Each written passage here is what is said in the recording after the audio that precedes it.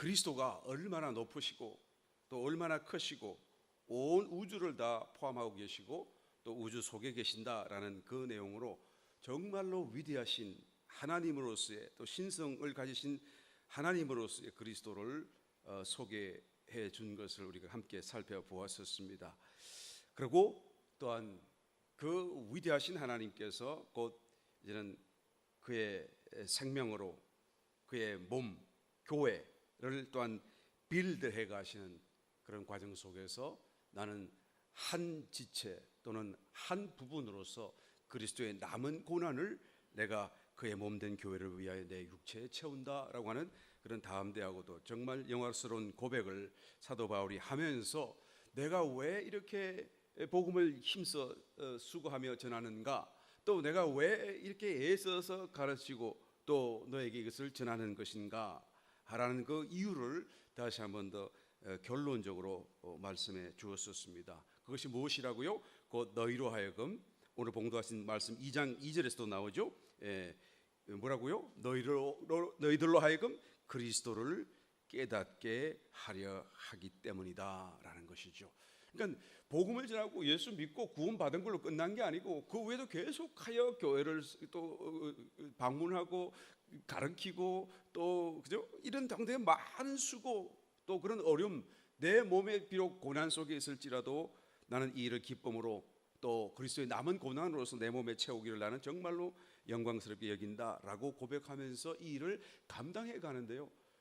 예수 믿고 구원받았으면 된 거 아닙니까? 그게 아니라 이제 너희가 예수 믿고 구원받았는데 너의 남은 생애토록 다시 한번 이제는 그리스도를 깨달아가는 시간으로서 그런 또 그래서 깨닫는 그 깨달음으로 인하여서 이제는 그리스도로 더 충만해지게 하고 또 그리스도로 충만해져서 교회가 이제는 확대되는 또 진정한 교회, 영광스러운 교회로 드러날 수 있는 그런 일을 위해서 내가 힘쓰고 수고한다라고 말씀해 주고 있습니다. 우리 2장 공독하신 1절로부터 다시 한번 읽어봅니다. 내가 너희와 라오디게아에 있는 자들과, 그러니까 이 골로새서 지역과 라오디게아가 굉장히 가까웠었어요. 물론 내 육신의 얼굴을 보지 못한 자들을 위하여 어떻게 힘쓰는 것을 너희가 알기를 원하노니 이는 저희로 마음의 위안을 받고 사랑 안에서 연합하여 원만한 이해의 모든 부요에 이르러 하나님의 비밀인 그리스도를 깨닫게 하려 함이다. 여러분, 그리스도를 깨닫는 것은 우리의 지성을 할 수 있는 것은 아니죠. 인간적인 모습은 우리가 할 수 있을는지 모르겠지만 하나님으로서 정말로 영원하신 분으로서 우리가 그리스도를 깨달으려고 한다면 우리는 당연히 그리스도를 우리의 영어로 인식할 수 있어야 하고 영어로 우리가 또한 연결될 수 또 영어로 이렇게 인지할 수 있어야 마땅하겠죠. 그런데 옛날에는 그것이 불가능했지 않습니까? 그런데 예수님이 십자가에 고난 받으시고 그의 생명으로 믿는 자마다마다에게 공급해 주심으로 인하여서 우리의 죽어있던 영이 그의 영, 그의 생명으로 다시 채워지고 이제는 하나 되어지면서 우리의 영도 이제는 살아나고 같이 이제는 주 안에서 주의 영과 나의 영이 하나의 영으로서 살게 된 것이죠. 그러므로 우리의 영은 이제는 완전히 주님과 하나 되어져 있고 주님과 붙어 있기 때문에 이런 우리의 영의 문제는 사실은 더 이상 문제가 될 수가 없어요.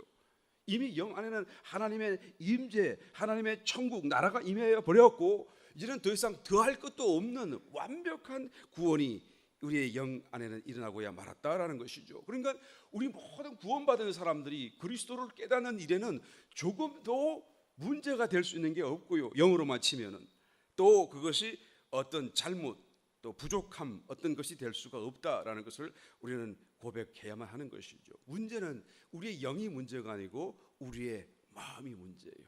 우리의 혼이 문제예요. 그래서 이제 그 놀라운 주님을 얘기하고 난 뒤에 온 우주를 다 감싸고 우주 가운데 계시는 그런 주님을 우리가 어떻게 깨닫는가 하는 것을 개인적인 체험 속에서 우리가 소개하고 또 말씀해 주기 위해서 이제 2장 1절로부터 뭐라고 말합니까? 2절을 보시게 되면 마음의 위안을 받고 라고 말을 하고 있어요. 마음의 문제를 다루고 있는 것이죠.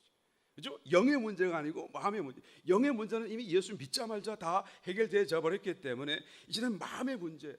그래서 이 마음의 문제가 해결되지 않고서는 내 영의 문제가 완전하게 해결되었을지라도 주님이 내 영을 통하여 그렇게 많은 말씀을 다 말씀하고 계시고 내 영이 다 알아들었고 다 그것을 인지했다고 할지라도 나는 모를 수가 있는 것이죠.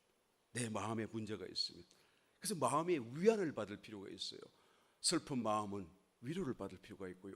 상처난 마음은 또 이렇게 보살피고 또 그죠? 예, 그게 필요한 거예요. 마음의 위안. 그래서 마음이 이제는 제대로 건강한 상태를 유지하고 마음이 정말로 이제는 싱싱해지고 마음이 정말로 영의 모든 것을 받아들일 수 있는 그런 건강한 상태로 회복되어져야 될 필요가 있는 거예요. 지금 2절에 하는 이 말씀이 곧 그리스도를 깨닫게 하는 그 비밀을 얘기하는 것인데 영의 문제가 아니고 마음의 문제를 직접적으로 지금 소개하고 다루고 있는 것을 보게 되죠. 그래서 이 첫 번째로 또한 마지막으로 이 마음이 모든 것이 된다라는 것을 말해주는 것입니다. 만약에 이 마음에 위안이 생겨나지 않아야 한다고 한다면 어떻게 되죠? 영이 인지한 모든 것들을 주님의 말씀과 주님의 뜻을 내 마음에 담을 수가 없어요. 느낄 수가 없고 알 수가 없어요. 내 영은 이제는 성령이 충만해서 방언으로 막 다다다다다 막 기도를 하는데 그런데 내 마음은 전혀 이게 무슨 말인지를 알지 못할 때가 있잖아요. 이 통역을 해야 되는 거예요. 그러니까 영의 언어가 마음의 언어가 다르기 때문에 이 영을 마음으로 가져오기 위해서는 통역이 필요한 것입니다. 그런데 만약에 통역이 되지 않아도 내가 지금 내 영이 하는 그런 어떤 고백을 내가 이해할 수 있다고 한다면 그 사람은 이미 마음이 위안을 받고 이제는 마음이 준비되어져 있고 영의 감각을 그대로 담을 수 있는 그릇으로서 준비가 되어졌다. 내 영은 막 탄식을 하는데 나는 왜 탄식을 하는지 몰라요.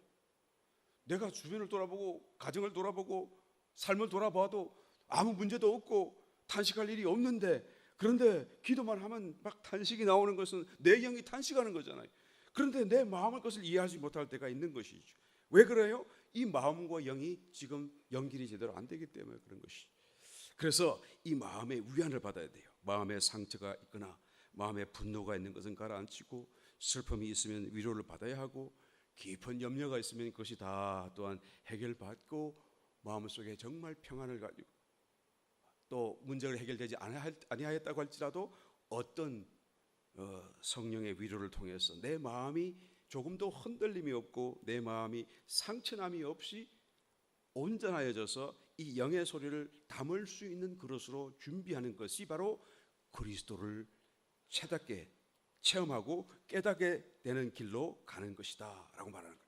그래서 우리가 잘 아는 말씀 가운데 빌립보서 4장 8절 찾지는 않겠습니다. 우리가 정말로 형제들아 무엇이든지 참되고 무엇이든지 경건하고 무엇이든지 옳고 정결하고 또 사랑할 만하고 칭찬할 만하고 기릴 만하고 좋은 것들을 내 마음속에 무엇이든지 생각하라. 그죠? 왜 우리가 이 좋은 것들을 꼭 생각해야 될 필요가 있느냐? 왜 이것을 우리의 마음에 담아둘 필요가 있는 것이니까? 또 왜 남을 긍휼히 여기는 마음을 가져야 하는 것인가? 왜 남에게 악한 마음, 남을 헤아리는 마음 대신에 남을 위로하려고 하고 또 사랑하려고 하고 긍휼히 여기려고 하고 또 신앙적인 마음을 품으려고 하고 또 부정적인 것보다는 긍정적인 생각을 가지려고 하는 그 이유가 어디에 있는 것인가? 바로 우리의 마음이 온전하여져서 영의 어떤 인식을 담을 수 있고 느낄 수 있고 이해할 수 있도록 준비되게 하기 위해서요. 예. 우리의 마음에 그냥 마음이 편안하게 만들려고 하는 것이 아니라 영의 소리를 들을 수 있기 위해서. 그게 대부분의 설교가 여러분 사실은 가만히 우리의 기억을 하고 분석을 하고 또 되돌아보게 되면 설교의 대부분의 그런 주제나 내용은 영에 관한 것이 아니라 혼에 관한 거예요. 우리의 마음에 관한 거예요. 우리의 생각을 고치는 것을 얘기하고 있고 우리의 마음을 새롭게 바꾸는 것을 말하고 있는 거예요. 왜 영의 이야기를 하지 않고 왜 혼의 이야기를 하는 것입니까? 사실은 영은 얘기할 필요가 없어요. 사실은 영을 어떻게 가는 것인가? 그것은 우리가 수도 없이 얘기해야 되겠지만 영에 대해서는 말할 것이 없어요. 우리의 마음만 준비되고 마음만 위로가 되고 마음만 온전해지게 되면 저절로 영의 소리가 들려지고 저절로 내 마음이 영으로 향하게 되어 있고요. 우리가 성막에서 제사장이 제사를 지낼 때 성소에 들어가잖아요. 그죠? 성소는 우리의 혼의 영역을 얘기합니다. 그 바깥들은 우리의 육신을 상징하고 있고요. 지성소는 그럼 뭐죠? 우리의 영, 가장 깊은 곳 영을 상징하고 있죠. 그러니까 이제는 번제단을 지나서 성소의 휘장을 걷고 들어가 성소에서 이제는 이 떡상과 그다음에 황금 등불을 다 하고 난 뒤에 이제 가운데 있는 분향단에 향을 피우게 되죠. 그 향이 피어 올라 가지고 그 성소를 가득 채우게 되죠. 이 가득 채워진 이 향은 그리스도이죠. 그리스도를 상징하고 있잖아요. 모든 게 다 하나님께 드려지는 향기로운 이 제사로서의 그 분향, 향 그리스도잖아요. 그리스도가 내 마음 속에 이미 그리스도가 가득 차게 되면 그러면 어떻게 되죠? 그 다음에 이제 지성소로 가는 거예요. 이 그리스도가 연기가 가득 찼다가 그 휘장 아래로 옆으로 해서 저 지성소 들어가서 지성소에 또 가득 차게 되죠. 그랬을 때 내가 비록 죄인일지라도 지성소 안에 들어가면 이 가득 찬 향 연기 그리스도로 인해서 내가 가림이 되고 하나님 앞에서 내가 죽지 않고 살 수가 있는 것이죠. 바로 이것을 우리의 기도 속에서 우리는 이해해내야 되는 것입니다. 우리의 마음 속에 이와 같은 그리스도에 관한 생각이 가득 차야 그래야 이제는 영을 우리가 인식할 수 있기 때문에 그런 거예요. 그리고 또 뭘 하라고 그러죠? 마음의 위안을 받고 그 다음에 사랑 안에서 연합하여, 그죠? 그래서 원만한 이해의 모든 부요에 이르러, 원만한 이해의 모든 부요가 곧 하나님의 비밀이 그리스도를 깨닫는 것이죠. 이게 같은 말씀이에요. 같은 말씀. 이게 내가 이해가 완전해지게 되면 그리스도를 깨닫는 것과 같은 것이다 이 말이죠. 그런데 이것을 하기 위해서 어떻게 합니까? 마음의 위안을 받아야 하고, 둘째로 사랑 안에서 연합해야 하고, 그죠? 사랑을 해야 한다라는 것이죠. 이런 마음의 위안을 받는 것은 우리가 이 영의 그런 어떤 인식을 얻기 위해서, 영을 얻기 위해서 준비하는 소극적인 어떤 준비라고 한다면, 그러니까 지할 것을 지하고 고칠 것을 고치고, 그죠? 이런 식으로 깨끗게 할 것을 깨끗이 하고 뭐 이렇게 하는 것이라고 한다면, 이 사랑을 한다는 것은, 그래서 연합된다고 하는 것은 적극적인 그런 준비 과정이죠. 사랑은 무엇입니까? 사랑은 곧 연합의 결과적으로 성도 간의 연합에 이르게 되는 사랑이라고 하는 것은, 내가 처음에 나는 이모션, 나의 감정으로 사랑했을지라도 결국 연합에 이르기 위해서는 그 사랑이 하나님의 사랑으로 발전되는 것을 전제하고 있는 거예요. 그래서 사랑해서 연합한다는 것은 결국 내 속에 계시는 사랑이신 하나님이 내 영에서부터 출발하여 나의 마음에까지 나오고 나의 이모션을 충만케 하고, 그래서 또 저와 함께 하나 되게 하는 그런 하나의 사건을 말해주고 있는 것이죠. 그래서 사랑을 한다는 것은 사랑이신 하나님이 나의 영으로부터 흘러나오신, 육체로부터 마음과 육체로 흘러나오는 것이죠. 마치 생수가 솟아나서 흘러나오는 것처럼 말이죠. 그러니까 이런 사랑을 하는 그 행위 자체에서 하나님이 나를 통과하시기 때문에 나는 하나님을 벌써 체험하는 거예요. 느끼는 거예요. 그리고 또 나로 인해 저 사람도 하나님을 느끼게 되는 것이죠. 요한일서 4장 12절, 어느 때나 하나님을 본 사람이 없어되 만일 우리가 서로 사랑하면 하나님이 우리 안에 거하시고 그의 사랑이 우리 안에 온전히 이루느니라. 그죠? 하나님을 볼 수도 없고 본 사람도 없잖아요. 그런데 사랑하면 그게 하나님이다 그 말이에요. 그 사랑이 바로 하나님, 그 사랑 안에 하나님이 계시고 그 사랑이 또한 완전케 되어진다라는 것을 말씀해주고 있는 것입니다. 그래서 마음으로 위로를 받고 그 다음에 사랑에 힘쓰고 사랑한다면 어떻게 되죠? 저절로 우리가 영을 인식하게 되어지고, 본문 말씀 돌아갑니다. 저절로 그 결과적으로 어떤 일이 벌어집니까? 결국 하나님의 비밀이신 그리스도를 깨닫게 되어진다 그 말이에요.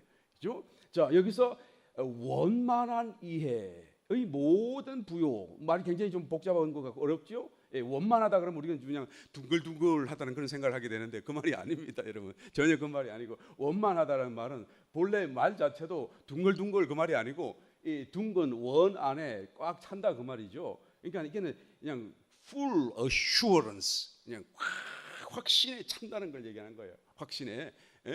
꽉 찬다 그 말이, 꽉 찬다. 둥글둥글이 아니고 대가 나긋느긋하고 완만한 그런 뜻이 아니고, 원만하다는 말은 그냥 full assurance, 가장 최고조의 어떤 신뢰, 이런 것을 얘기하는 거예요. 그러니까 그래서 그 가장 확실한 이해가 그렇게 풍부함 언제 나타납니까? 그리스도를 깨달을 때요. 이런 어떤 상태에 이르지 않는다고 하는데 우리 그리스도를 깨달을 수가 없다. 우리는 우리의 머리로 아무리 지성으로 그리스도를 깨달으려고 할지라도, 아무리 성경 공부를 열심히 많이 해야 할지라도 그리스도를 깨닫는 것은 어림도 없다. 그 얘기를 지금 하는 것이죠. 그래서 영으로 우리가 이해를 해야 되는데, 이 완전한 full assurance, 확실한 신뢰에 들어가고 내가 알고 있는 그 이해가 너무나 분명하다는 것을 말할 수 있는 그런 위치에, 경제까지 이르기 위해서는 마음의 문제를 해결해야 되고, 마음의 위안을 받아야 되고, 그다음에 사랑 안에서 연합하는 자리로까지 나아가야 한다라는 것을 말하는 거예요. 자, 계속해서 보겠습니다. 우리가 이 골로새서를 통하여서 계속 사도 바울이 강조하는 것은 살아계신 그리스도께 나아가는 것이지, 세상 지식과 철학과 어떤 다른 어떤 절기를 지키는 것, 심지어 하나님의 주신 율법조차도 그것을 문자와 의식으로 지키는 것 아무 소용없다라는 것을 대비하여 말씀하시면서, 너희는 모든 걸 다 버리고 그저 살아계신 하나님께로 가라. 그 하나님께 영으로 만나라. 그런데 영으로 만나려고 하니까 너의 마음을 위로 받고 온전케 하고 또 사랑하는데 열심히, 그렇죠? 여러분, 사랑을 하지 않으면 내가 믿음이 아무리 강해도, 내 믿음이 아무리 100% 가득 찼다고 할지라도 하나님을 제대로 깨달을 수 없어요. 그 얘기를 하는 것입니다. 그래서 그 하나님을 체험하는 길로, 실제적인 개인적인 체험의 길로 사도 바울이 지금 이 골로새서가 소개하고 있는 게 너무 중요하고 너무 귀중한 말씀이 아닐 수 없지요. 3절 계속해서 봉독해 보겠습니다. 주님 안에, 그리스도 안에, 그 안에는 지혜와 지식의 모든 보화가 감추어 있느니라.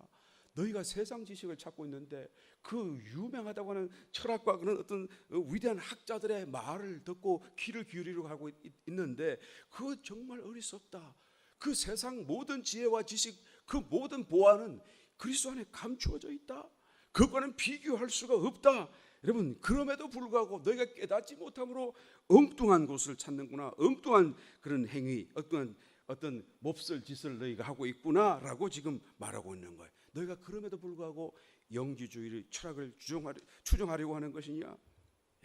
여러분, 세상의 모든 철학과 사상은 그리스도 앞에 굴복할 수밖에 없습니다. 왜 그런가 하면 하나님 안에 모든 지혜와 지식이 다 있고요, 또 그리스도 안에 그것이 다 감추어져 있기 때문에요.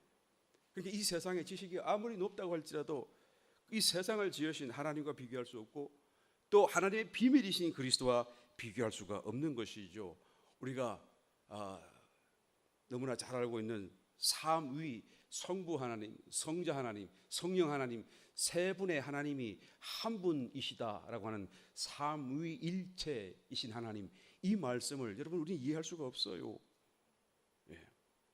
가장 높은 철학으로도 이 말씀을 절대로 이해할 수도 없고 설명할 수도 없어요. 철학은 논리와 논정을 기본으로 하는 것이기 때문에 이 영의 세계와 더더군다나 하나님의 존재하시는 그 모습조차도 절대 철학으로 우리는 정답을 우리가 이해해낼 수가 없고 말할 수도 없는 것이죠. 그러니까 가장 높은 철학조차도 하나님이 계시는 그 존재 형태로도 이해할 수 없고 말씀할 수 없다, 그 말이에요. 그러니까 하나님이 갖고 있는 그 더 깊은 지혜들을 어떻게 우리가 이해를 하겠고 어떻게 설명을 할 수가 있겠는가? 복음서에 나타나고 있는 그리스도의 말씀들, 그 말씀들을 하나하나 여러분 얼마나 큰 깊이를 가지는지 몰라요. 나는 빛이다. 철학이 설명해낼 수 있을까요, 여러분?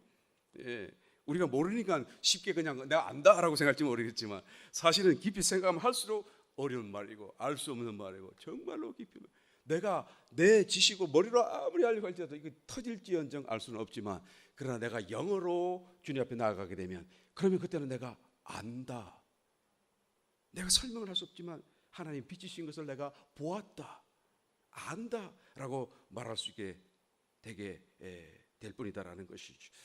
절대로 그리스도 안에 모든 세상 또 우주와 만물의 지혜와 지식, 모든 보화가 들어있다. 우리 지난 시간에 살펴본 것처럼 만물이 그와 함께 서 계신다, 서 있다. 우리가 지금 만물을 다 이해할 수 있나요? 우주를 이해할 수가 있는가라는 것입니다. 그죠? 우주를 이해할 수가 없는데 어떻게 하나님을 이해하겠어? 그 지으신 분이 갖고 계신 그 깊은 지혜와 지식을 어떻게 우리가 알기나 하겠어요? 그러니까 이 세상의 가장 높은 것이랄지라도 하나님 앞에서는 초등학문, 그보다 더 못한 것이죠. 정말로 아무것도 아니라는 것을 우리가 알아야만 하는 것입니다. 여러분, 만물의 근원이 무엇입니까? 옛날서부터 철학자들이 연구를 하고 논리적으로 생각해 봤어요. 쪼개면 그럼 맨 마지막에는 못 쪼갤 어떤 알갱이가 있지 않겠는가? 그죠? 논리적으로 생각한 거예요. 그러니까 물질을 쪼개서 결국에는 더 이상 쪼갤 수 없는 상태가 되면 그러면 그것이 물질의 근원이 되지 않겠는가? 옛날 소크라테스 시절에도 그것을 생각해내긴 했는데 워낙에 과학이나 이런 게 뒤떨어져 있었기 때문에 아직까지는 그것에 별로 주목을 못 받다가 대략 한 200년 전에 과학이 어느 정도 조금 발전하기 시작한 200년 전에 이 말씀을 이제는 과학자 세계에서 물리학 세계에 내놔왔더니 사람들이 그냥 그것을 격하게 반응을 하고 여기에 대한 연구를 하기 시작했어요. 그렇잖아요. 원자가 모든 물질의 기초다라는 생각. 원자라는 말이 영어로 뭐죠? 미국에 사시는데 뭐 이것 정도야 뭐 아톰 그죠? 아톰 영어 미국 발음은 아니지만 아톰이라고 하죠. 아톰이라는 말이 그게 아라는 말 그리스 말인데 아라는 말은 아니다 그 말이고 앞에 있는 A 뒤에 토모스 이 말을 붙인 거죠. 토모스는 쪼갠다 그 말이에요. 그러니까 쪼갤 수 없다 그 말이지. 아톰이라는 말이 더 이상 쪼갤 수 없는 게 원자다 그 말이에요. 그러니까 더 이상 쪼갤 수 없는 그 단계까지 가게 되면 이 모든 물질의 기본 구성체라고 말할 수 있지 않겠느냐. 그래서 원자라는 이름을 붙인 거예요. 그래서 200년 정도 전에 이제는 그 말을 했더니 또 100년 정도가 더 지난 뒤에 이제는 과학적인 그런 장치를 설치를 해가지고 이제는 원자를 뜯어서 안에 들어가서 볼 수 있게 된 거예요. 보니까 말이죠. 원자가 이렇게 가장 작은 알갱이인 줄 알았는데 그 안에 들어가서 보니까 어마어마한 공간이 있는 거예요. 우리 원자가 끝이라고 생각하고 그냥 아주 작은 알갱이라고 생각했는데 물론 작은 것입니다만은 그 작은 거 안에 들어가서 보니까 어마어마한 마치 축구장으로 비교하면 축구장 안에 그죠? 원자 핵이 하나 딱 있는데 그 원자 핵의 사이즈는 축구장 안에 있는 축구공 사이즈거든요. 이런 게 빈 공간이 들어 있는 거예요. 원자 안에 어마어마한 빈 공간이 있고 그리고 그냥 그 주변으로 이렇게 전자가 빙글빙글 돌고 있는데 이 전자는 이 관람석 같은 데 이렇게 다니는 개미 한 마리 그 정도로 비교를 합니다. 이 작은 것이 빙글빙글 돌고 가운데 원자 핵이 딱 있는 거예요. 근데 원자 핵이 또 끝인 줄 알았더니 또 가만히 보니까 이것도 또 양성자, 중성자로 쪼갤 수가 있는 거예요. 양자죠, 양자. 쪼갤 수 있는 거예요. 원자가 다 끝인 줄 알았는데 이제 또 한 100년 전 세월이 지나고 나니까 이걸 쪼갤 수가 있겠다라는 것을 알게 된 것이죠. 그래서 그것을 쪼개어 보니까 이제는 그것을 콜크라고 그래요. 콜크라는 단어가 이상한 단어인데 이 단어가 어떻게 나오는가 하면 여러분 바다 갈매기가 꽉꽉 하고 도는 소리 내잖아요. 그 소리를 흉내낸 소리가 이 콜크라고요. 그러니까 그걸 쪼개니까 말이에요. 원자를 또 쪼개니까 이제는 그것은 입체라기보다는 소리에 더 가깝다. 입체로 있다가도 소리가 되고 소리가 있다가 입체가 되고 막 스스로 막 변동을 하면서 그러면서 있는데 존재하기도 하고 안 하기도 하고 안 하기도 하고 하기도 하고 지금 막 기번덕거리면서 막 바뀌고 있다. 그래서 막 파장과 같다라고 하는 것을 깨달아 알게 된 거예요. 그게 다시 말하면 모든 만물의 기초는 소리다. 이 소리는 여러분 안 보이는 거잖아요. 만질 수 있는 게 아니잖아요. 불가시적인 영역이에요. 그러니까 결국에는 이 깊이까지 연구하는 모든 양자역학, 물리학자, 과학자들이 오늘날에서 손을 들고 하는 말이 결탄코 아무도 이 양자역학을 완전하게 이해하는 사람은 있을 수 없다. 과학자가 그렇게 말을 하는 거예요. 안 보이는 것을 어떻게 얘기하느냐 말이에요. 없는 것을 어떻게 있다고 말을 할 수 있는 것이냐라는 것이죠. 분명히 또 그렇다고 없는 것도 아닌데 말이에요. 어떻게 이것이 없는 것, 소리로 파장인데 이게 어떻게 존재하는 것이라고 말할 수 있는 것인가? 라는 이런 아주 마지막 그런 어떤 벽에 부닥치게 된 거예요. 그리고 나는 말이 이제는 하나님의 영역이다. 그죠? 그런데 이분들이 조금만 성경을 열심히 살펴봤으면 벌써 깨달았을 텐데 우리가 창세기 보면 하나님이 천지를 뭘로 만드셨다 그랬죠? 말씀으로 만드세요. 말씀은 소리예요, 뭐예요? 소리잖아요. 그리고 하시는 말씀이 하나님이 만물을 말씀으로 붙들고 계신다고 그러잖아요. 그러니까 지금도 만물 속에 그 기초 속에 들어가면 원자 양자 안에 들어가면 이제 소리 파동이 하나님의 그 말씀, 빛이 있으라 했던 그 말씀이 그냥 말하고 끝난 것이 아니고, 빛이 생겨나고 끝난 것이 아니고, 그 말씀의 그 소리가 그 빛 안에 그대로 있는 거예요. 만물 속에 그대로 있는 거예요. 그래서 그리스도가 그 속에서 다 지금 파장으로 다 붙들고 계시고, 주님께서는 그 말씀을 걷어내시면 그냥 사라져버리게 되는 그런 하나의 무의 상태가 될 수밖에 없겠죠. 그러니까 성경은 말씀으로 창조했잖아요. 그러니까 굉장히 공부를 많이 한 사람, 유식한 사람들이 엄청나게 무식한 거지. 우리는 엄청나게 무식한데 엄청나게 유식한 사람이 되어버린 거예요. 이 사람이 도무지 알 수도 없는 거, 그거 어떻게 알았습니까? 하면은 그거야 뭐 당연히 뭐 교회 나오자마자 밝은데. 우리는 엄청나게 무식한데 엄청나게 유식한 사람들로 지금 살고 있다는 것을 우리는 알 수가 있는 것이죠. 이 사도 바울이 하는 얘기가, 그래서 너희들이 자꾸 머리를 썰려고 하지 말고, 그 약한 지식을 가지고 하나님을 알려고 하지 말고 너의 영으로 나아가라, 그 말을 지금 하시는 거예요. 예. 그러면서 자기의 상태가 얼마나 그 예민해져 있는지를 직접적으로 소개하고 있어요. 간증하고 있어요. 한번 보실까요? 4절 말씀, 내가 이것을 말하면 아무도 공교한 말로, 그죠? 너희를 속이지 못하게 하리 하미니. 그러니까 진실이 여기에 있고 영의 세계가 여기 있고 하나님이 살아계시는데 말로 속이는 그 공교함에 넘어가지 말라. 5절, 이는 내가 육신으로는 떠나 있으나 심령으로는, 이만 영으로는, 그 말이에요. 영으로는, 예? 심령이 아니고 영이에요. In spirit, present with you in spirit, 그 말이에요. 예? 육신, 몸으로는 너희가 떨어져 있지만, 그죠? 그러나 영으로는 너희와 함께 있어 너희의 규모와 그리스도를 믿는 너희 믿음에 굳은 것을 기쁘게 봄이라. 이 사도 바울 자신의 이 발달된 그런 영적인 감각, 인지 능력이 얼마나 지금 예민하고 광대하고 분명한지를 지금 자기 개인적인 그런 감정을 통해서 말하고 있는 거예요. 너희가 그 골로새 지역에 있지만은 나는 여기 있으면서 너희를 보고 있다고 말해요. 보고 있다고 말해요. 영으로. 영 안에서 어떤 걸 보고 있습니까? 너희 믿음이 굳어져 있다. 너희의 규모가 어떻게 이 규모라는 말은 질서정연하다는 그 말이죠. 그러니까 믿음의 훈련 속에서 잘 정도의 자기 지위를 지키고 자기 할 일을 잘 감당하고, 또 교회 중에서 정말로 자기의 어떤 그런 사명 소명을 잘 감당하고, 그리고 그냥 서로 사랑하고 섬기고 사는 이런 아름다운 단단한 그런 질서정연한 그런 하나의 디사이플 된, 그죠? 훈련된 그 모습을 얘기하는 거예요. 너의 규모를 내가 다 영 안에서 보고 있고, 또 이 신앙 훈련의 결과죠. 너희 믿음의 단단한 것을 내가 다 보고 기쁘게 보고 있다라고 말하는. 그러니까 영 안에서 보고 있다는 거예요. 사도 바울이 이걸 거짓말 하겠어요? 본다고 얘기하고 있잖아요. 이 말을 고린도전서 고린도 교회에서 한 적이 있습니다. 한번 찾아볼까요? 고린도전서 5장 3절 이하의 말씀 보게 되면, 그 고린도 교회에 그 아주 엄청난 그 반인륜적인 그 음행을 저지른 사건이 있었죠. 그 사람을 심판하라. 왜 너희들이 그냥 보고 있느냐?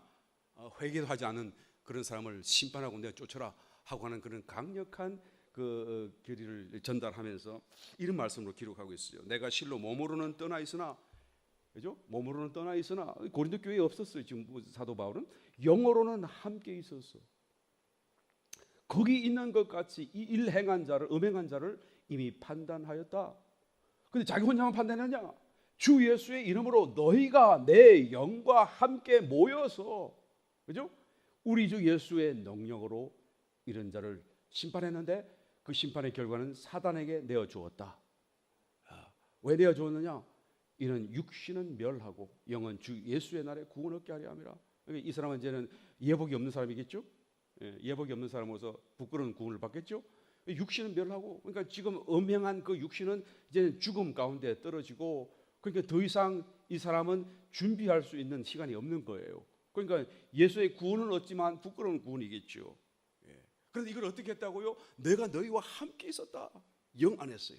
그만큼, 그죠? 내가 내 육신으로는 절대 같이 있을 수 없는 상황이지만, 떨어져 있지만, 그러나 내가 영 안에서는 어떻게 같이 있을 수 있나요? 그 영이라는 것이 바로 그리스도이시기 때문에, 그리스도 안에서 저 안에 있는 그리스도, 내 안에 있는 그리스도, 그 그리스도가 그냥 징금다리와 같아서 그냥 하나로 연결되어 있는 거예요. 이 거리가 그렇게 많이 떨어져 있음에도 불구하고 그 현장을 그대로 느끼는 거예요. 마치 자기가 몸으로 간 것 같이 말이에요. 이해되십니까, 여러분? 이 바울 자신이 그만큼 영감에 예민했고 밝아 있었고, 그리고 그것을 그대로 마치 보고 오는 것처럼 모든 것을 다 말할 수 있었다라는 것을 우리가 알 수 있는 부분이죠. 구약 성경에 보게 되면 엘리사에게도 비슷한 하나의 상황이 한번 벌어졌죠.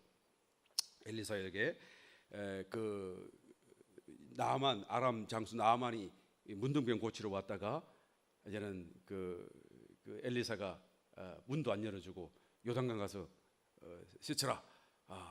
그래서 씻었더니 너무 놀래가지고, 그리고 이제 감사하다고 막 인사를 하는데 나가지도 않고 받지도 않고 그냥 가라. 그런데 그 밑에 사환이었던 게하시가 아이고 이렇게 막 바리바리 싸웠는데 이 아까운 걸 그냥 버릴 수가 있나? 하나라도 좀 받아야지. 아이고 우리 스승 엘리사 선지자님은 너무 이런 거에 참 융통성이 없고 딱딱하기만 해. 이거 그저 가지고 왔는데 자기 주고 싶어서 안달이 났는데 그거 좀 받지. 그러면서 자기가 하나님의 이름으로 명세를 하고 내가 결과를 받을 것이다. 나쁜 도둑질을 하면서 하나님의 이름으로 맹세를 하네요. 그리고는 가서 거짓말로, 그죠? 멀리 가고 있는 그 나아만을 쫓아가가지고 나아만 장수요, 우리 서성 선지자에게 갑자기 먼 곳에서 제자가 찾아왔는데 옷이 필요하고 먹을 게 좀 필요합니다. 당신 주려고 했던 것 좀 중에 몇 개만 주시오. 그랬더니 그냥 옷 더 올려가지고 막 억지로 막 언 두 단타를 주고 옷 두 벌을 주고 막 그래가지고 이 게하시가 신이 나서 그걸 받아가지고 이제는 오다가 숨겨놓고, 그리고는 서성 엘리사를 만났죠. 엘리사가 질문합니다. 너 어디 갔다 왔냐? 아니요, 내가 어디 갔다 아무도 안 갔는데. 네가 나아만을 만나고 나아만이 그 수레에 내려와서 너를 영접할 때, 성경이 뭐라고 합니까? 열왕기 하편 보십시오. 5장 26절 나오는데 엘리사가 이르되 그 사람이 수레에서 내려 너를 맞을 때에 내 심령이 감각되지 아니하였느냐. 자기는 멀리 있었지만 다 느꼈다, 알았다, 깨달았다는 것이죠. 지금이 어찌 오늘 받으면 옷을 받으면 감남을 이거 하겠느냐? 오히려 그 몸에서 나왔던 문둥병이 네 몸으로 들어가서 너와 너 후손에게 영원히 남게 될 것이다. 저주를 했더니 적시로 문둥병이 발하였다라고 하고 성경에 기록하죠. 여기서 여러분 내 심령이 감각되었어요. 이 심령은 여러분 영이 아닙니다. 영이 아니에요. 이것은 레브니까요. 이때는 아직도 중생한 영을 가진 상태가 아니니까요. 구약 시대는 이건 영이 감독된 게 아니죠. 이건 레브라고 하는 단어인데 이것은 나의 마음이에요. 마음, heart라고 하기도 하고 마음이에요. 그러니까 하나님이 이 선지자에게 알게 하신 거죠. 그 마음속에 어떤 느낌을 주셔가지고 무슨 직감 같은 거, 여성의 직감 같은 거 있잖아요. 그런 걸로 이게 느끼게 해주신 거예요. 그래서 딱 깨닫고 게하시가 갔구나 그랬겠지. 그리고는 딱 그것을 알아채고 이렇게 말하는 것을 보게 되는 거예요. 그런데 구약 시대도 이랬다고 한다면 신약 시대는 얼마나 다른 거예요. 이제는 영이에요. 하나님이 그 속에 들어와 계시고요. 그리고 하나님을 바로 온 나의 몸, 영의 몸으로서, 그죠? 주님을 내가 안고 또 느낄 수 있는 그런 상태로 우리가 바뀌어져 있지 않아요. 그러니까 우리가 정말로 이 이상으로 사도 바울과 같은 모습으로 우리는 나아갈 수 있고 나아가야 마땅하다라는 거예요. 그래서 사도 바울이 그래서 말씀합니다. 6절 그러므로 너희가 그리스도 예수를 주로 받았으니 그 안에서 행하되 그 안에 뿌리를 박으며 세움을 입어 교훈을 받은 대로 믿음에 굳게 서서 감사함을 넘치게 하라. 그죠? 그러니까 그 안에 뿌리를 박아라. 그래서 뿌리를 박아라 그 말이에요. 그래서 이 뿌리를 박는다는 것은 그 좋은 땅에 이제는 심기워진 나무와 같아서요. 우리가 거기에 있는 좋은 땅이신 그리스도, 가나안 땅이신 그리스도의 모든 것을 다 공급받아서 우리가 자라고 세움을 받고 열매를 맺는 것을 말해주고 있는 것이죠.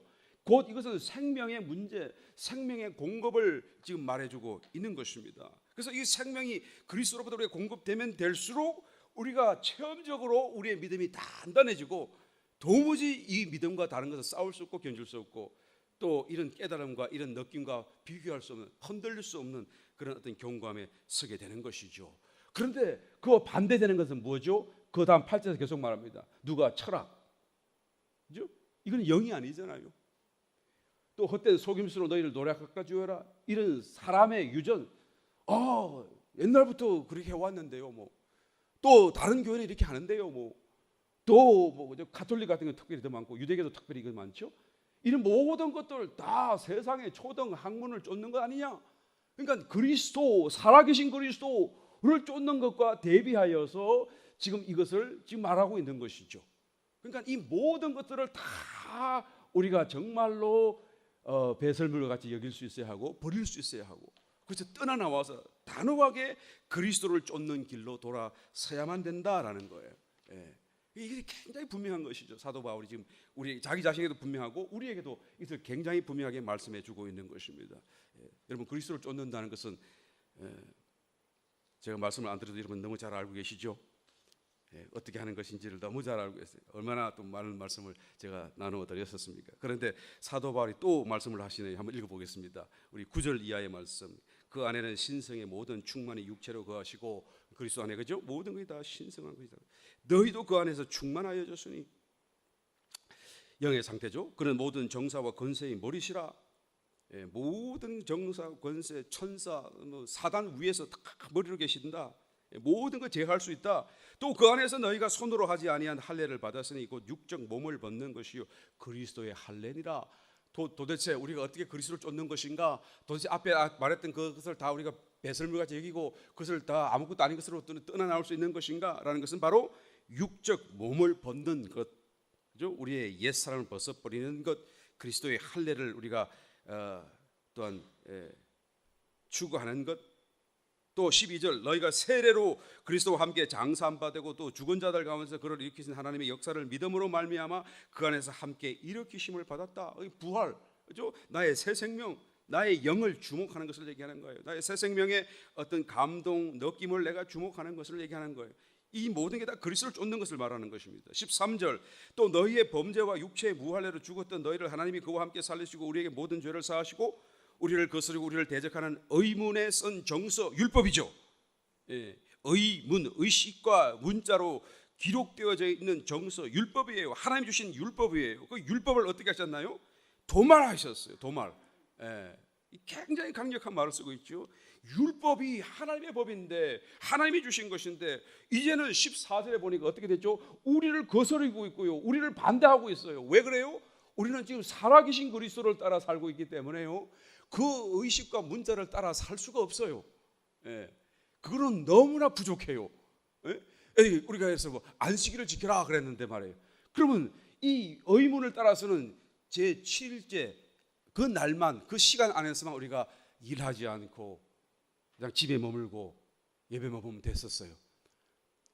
그런데 이제는 그리스도 예수 안에서 우리가 실제로서 이제는 안식을 누리고 있는데, 그 안식을 그러면 7일째만 누리고 6일 동안은 누리면 안 돼요? 안 되잖아요. 그렇죠?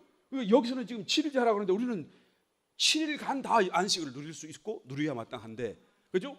우리를 거스르는 거예요. 우리는 첫째 날도 안식이고 둘째 날도 안식이고 셋째 날도 안식을 해고 싶고 해야 되겠는데, 그런데 이 의문에 쓴 정서는 7일째만 그렇게 하라고 그러니까 말이에요. 그것도 그냥 마음은 불편하고 마음에는 막 번잡하고 마음은 염려가 가득 차 있는데 도무지 마음으로 안식이 안 되는데 그냥 내 몸만 아무 일 하지 않으면 안식이다, 안식을 지켰다 하는 이 정서가 결단코 우리가 영을 따라 사는 삶을, 그리스도를 살아계신 인격체로서 또한 교제하는 삶을 위하지 않는다 그 말이에요. 그러니까 우리를 거스리고요, 우리를 대적해요. 그래서 그 정서를 십자가에서 도말하셨다고 말이에요. 제하여 버리셨다고 말이에요. 십자가에 못 박으셨다고 말이에요.